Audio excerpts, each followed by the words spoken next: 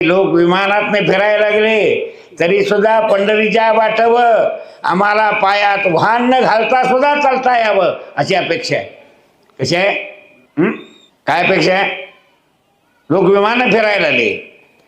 आमच्याकडे मी तेवढं पैसे आहेत, तुम्ही समजू नका पैसे आमच्याकडे नाहीत अजिबात. पंढरपूरला जाऊन आला का वारला पैसे किती लागणार? हेलिकॉप्टर घेतलं तर किती लागतील? असं लागतील लाखात. आणि जनरलने गेले असं तर थोड्या पैशात होईल. तेवढं पैसे वारकऱ्याकडे नाही असं तुम्हाला म्हणायचं आहे काय? पण पैसे तसंच ठेवायचं आहे आणि पांडुरंगाच्या वाटो गळ्यात टाळ घालून भजन करीत चालायचं आहे आम्हाला आनंदासाठी. कुणाचं काय होतंय, कुणाचं काय होतं, कुणा डोकं दुखते, कुणाला ताप येते, कुणा काय होते, तरी त्यातनं ती मजा असू दे म्हणून चलत्यातच. आणि त्यांचं वर्णन कोण करतंय? ह्या वारकऱ्यांचं वर्णन कोण करतंय? कोण करताय?